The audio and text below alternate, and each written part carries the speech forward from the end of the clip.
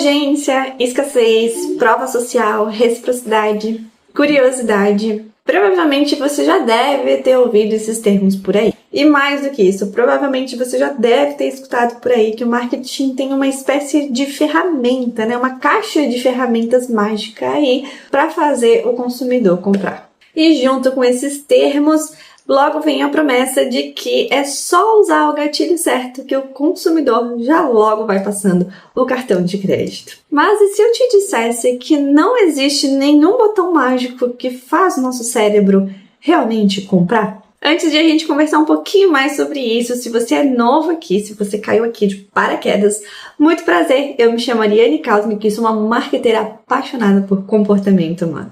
E nesse canal a gente conversa sobre neurociência, sobre psicologia, sobre comportamento humano e também sobre marketing. Tudo para que a gente venha se desenvolver mais, para que a gente venha ser mais intencional, tanto nas nossas ações, né, no nosso desenvolvimento mesmo, quanto nas nossas ações de marketing, né, nas nossas estratégias aí que a gente bola para o nosso negócio ou para as marcas com quais a gente trabalha. Se você é novo por aqui, já gostou, é claro, né, te convido a se inscrever no canal, ativar as notificações para não perder nenhuma novidade e a gente continuar tendo mais trocas como essa, beleza? Agora eu já quero começar o nosso bate-papo de vez colocando um pouquinho de lenha na fogueira, porque esse termo gatilho mental tá aí muito sendo utilizado, né? Tá extremamente popular, principalmente no meio do marketing, né? Só que basicamente ele serve ali para representar, retratar, né? Se referir às técnicas de persuasão ali na comunicação que a marca utiliza. Mas apesar aí do nome bonito, né, gatilhos mentais,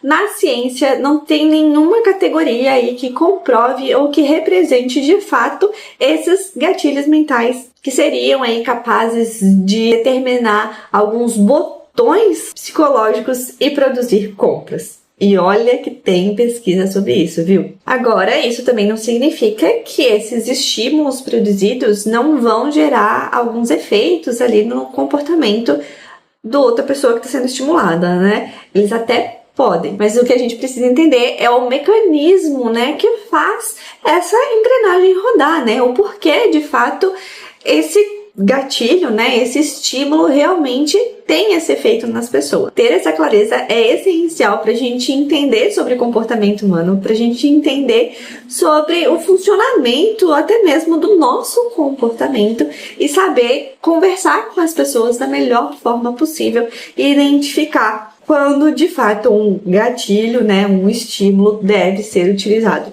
ou não. Até porque cada um deles tem um propósito diferente e eles devem ser utilizados aí à sua maneira. Principalmente porque em alguns casos a gente vai estar se referindo ali a um estímulo que vai desencadear algum comportamento a partir da repetição e do hábito. E aqui entra a questão das deixas aprendidas, que é um conteúdo muito abordado ali no livro O Poder do Hábito. Ou então a gente pode estar falando sobre heurísticas, vieses, influência social, percepção de valor, ou simplesmente sobre os mecanismos que capturam a nossa atenção. E daí são coisas completamente diferentes. Por exemplo, o celular vibra e a gente já logo olha.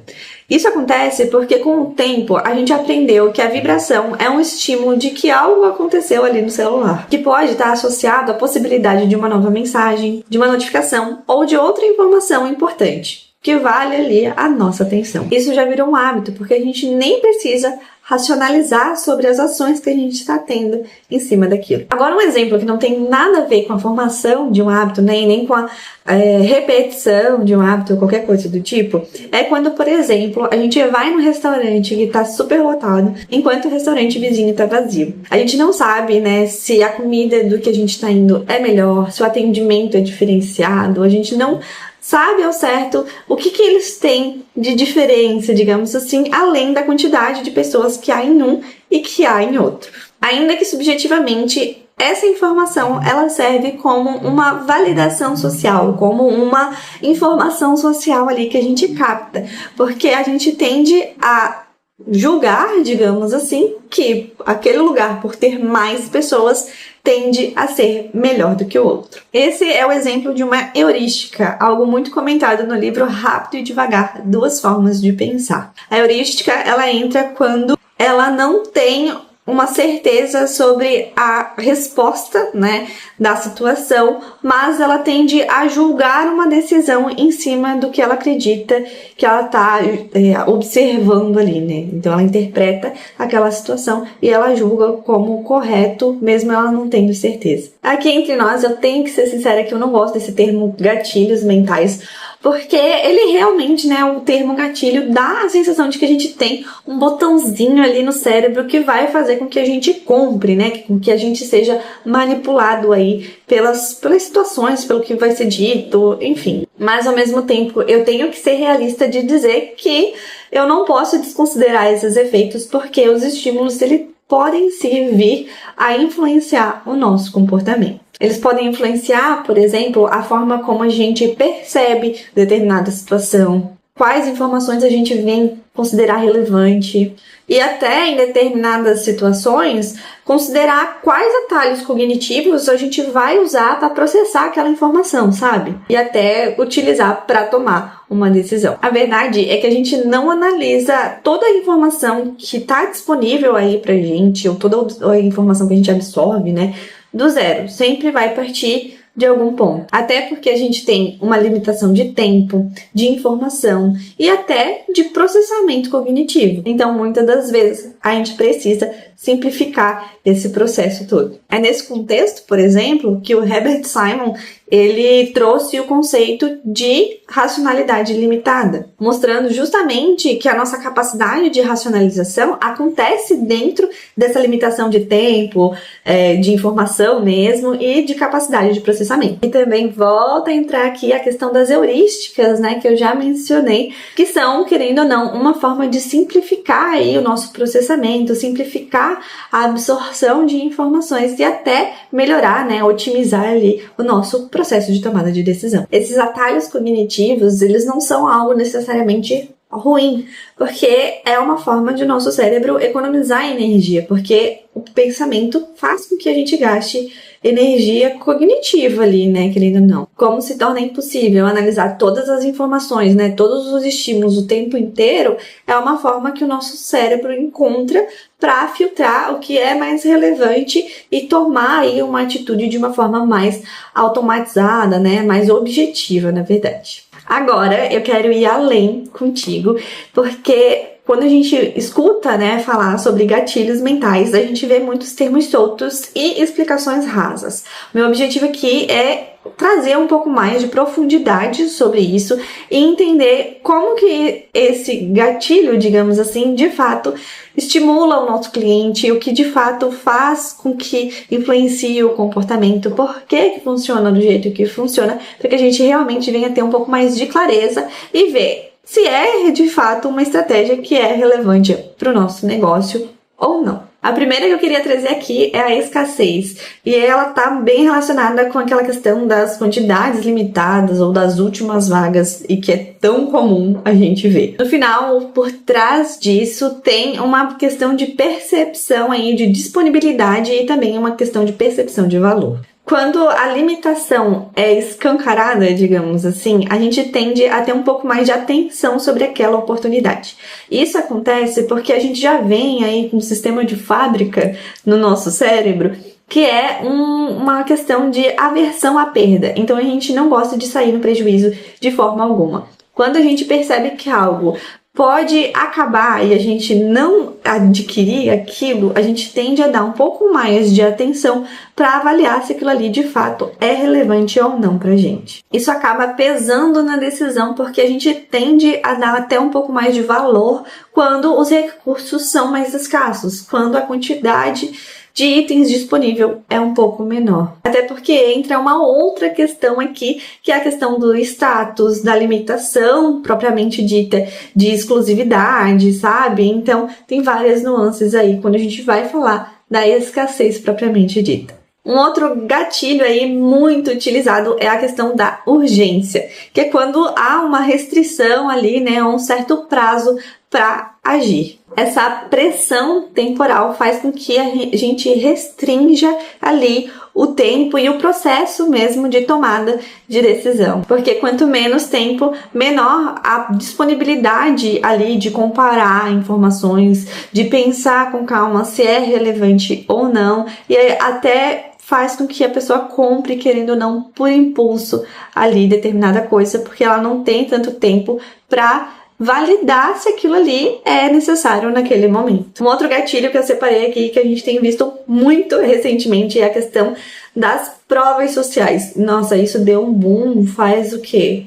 Uns 5 anos pra cá, que a gente vê muito depoimento, vê muita opinião das pessoas sobre as coisas, e isso cresceu muito, principalmente com os influenciadores. Mas isso acontece porque por trás existe uma influência e uma informação social ali embutida. E por mais que a gente não perceba, o marketing boca a boca funciona muito. A questão das indicações, elas servem até mesmo para dar um pouco mais de segurança. E é aí que a prova social entra muito. Mas vale a gente pedir a indicação para um amigo, né, para alguém que a gente conheça, do que simplesmente a gente ir lá buscar por conta própria e validar por conta se aquilo ali é relevante ou não. A gente tende a valorizar muito mais a experiência de pessoas que já passaram por aquilo, que já tiveram a experiência com aquele produto, com aquele serviço, enfim, com aquilo que a gente está buscando. O viés, né, o gatilho aí da autoridade também ficou extremamente em alta recentemente, e ele tende a representar ali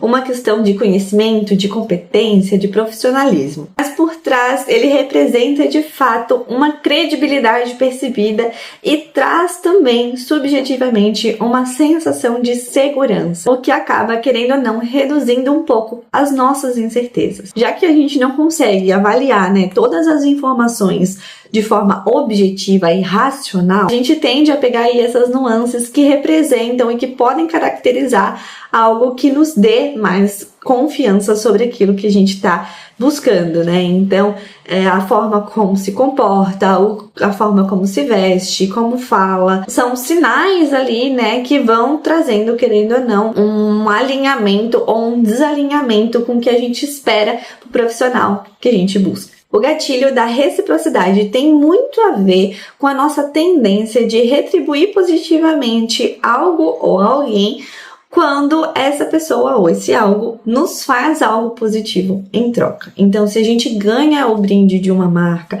ou recebe o favor de alguém, a gente tende a retribuir, a recompensar aquilo de volta. E subjetivamente, isso entra na expectativa social e na questão de que a gente nunca quer ficar devendo alguma coisa, sabe? É sempre como se a gente tivesse que compensar o outro da mesma maneira. É por isso que a gente faz, por exemplo, trocas de presentes no Natal. É muito estranho a gente receber um presente e não dar algo em troca, né? Entra muito bem aqui. O gatilho da novidade acontece quando há algo diferente no ambiente, algo inesperado ou que interrompe um padrão normal. E parece até óbvio falar isso, mas precisa ser dito, né? Ele basicamente orienta ali a nossa atenção e também detecta, né, qualquer tipo de mudança. Isso acontece aí, né, justamente por conta da quebra de padrão, né? E a busca por a gente tentar entender ali o que está acontecendo, qual vai ser o desfecho, porque não há previsibilidade sobre aquilo, né? E a gente gosta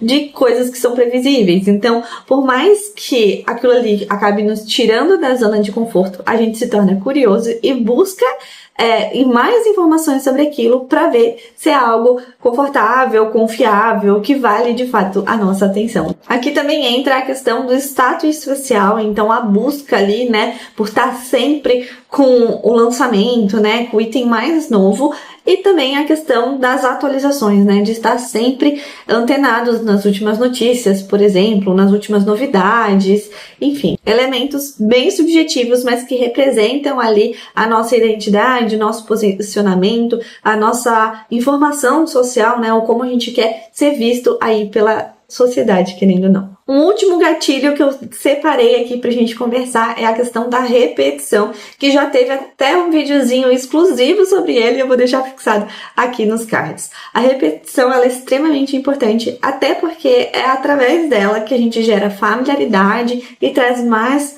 segurança. A partir do momento ali, né, que uma informação ela é repetida com mais frequência, há uma tendência aí para que ela seja reconhecida com mais facilidade. Além de que é feito mais associações, porque a gente tende a absorver melhor aquela informação, né? A gente já conhece ela, digamos assim. Então a repetição, querendo ou não, acaba trazendo aprendizagem, familiaridade e também memória. Eu sei que eu comentei que eu não gosto desse termo gatilho mental, porque dá a sensação de que a gente não tem um botão no cérebro, né, para realizar a compra, para facilitar esse processo de tomada de decisão. Mas a gente conversou sobre tanta coisa e daí eu fico me perguntando, por que de fato a gente não tem um botão de compra no cérebro? A verdade é que essa coisinha magnífica que a gente tem na nossa cachola, chamada cérebro, é um sistema complexo que envolve diferentes circuitos, e ele não poderia ser simplesmente, né, reduzido a um botão. É óbvio, eu sei, mas hoje em dia, principalmente agora, né, nesses últimos, acho que 2 anos, a neurociência ela está sendo cada vez mais expandida e tem muita gente falando sobre o tema, e eu até tento me policiar para que eu não seja uma dessas pessoas também, que ao simplificar a neurociência acabam transmitindo informações erradas. E aqui entre nós, às vezes, não é nem de propósito, tá? Mas o nosso cérebro complexo, ele trabalha com alguns circuitos, como o da recompensa, ou do valor, da motivação, da avaliação de risco, de custos e também de tomada de decisão. E muitas vezes são esses circuitos que são ativados quando há, de fato, né, o processo de tomada de decisão de compra. Isso foi visto, por exemplo, em 2007, em um experimento que foi realizado, onde os pesquisadores colocaram, né, os participantes para realizar umas tomadas de decisão ali de compra, que simulariam uma compra, em uma ressonância magnética em que eles poderiam ficar visualizando as imagens do cérebro, como que era, né, a estimulação cerebral durante esse processo. Como resultado, os pesquisadores eles observaram ali diferentes associações.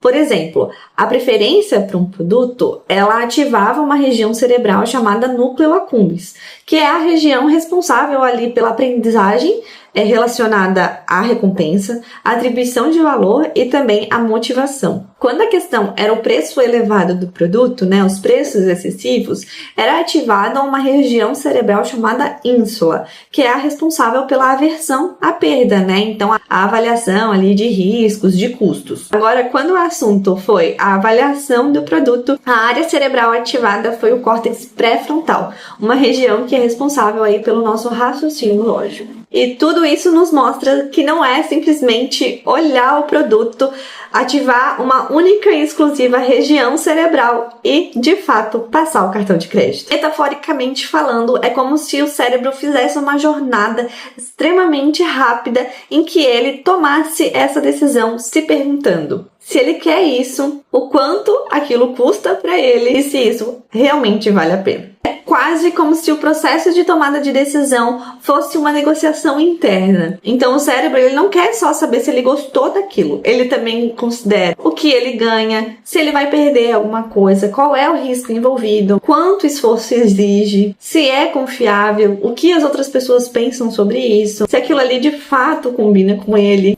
se ele vai se arrepender, se ele tem dinheiro para isso. Enfim, é um bocado de coisa e no final das contas só faz a gente perceber que decisão de compra é sobre valor. E as pesquisas aí mais voltadas para a neurociência da persuasão têm mostrado que a influência tem um peso na valorização subjetiva, tanto para autorrelevância quanto para relevância social. Tá aí porque entender de marketing é entender de gente, e eu não me canso de falar isso.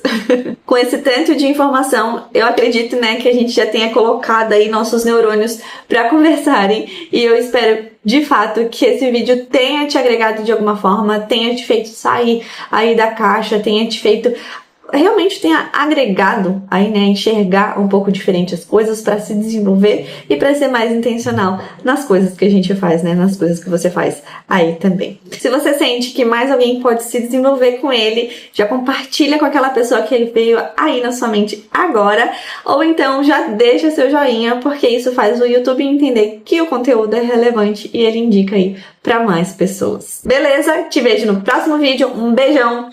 Tchau, tchau.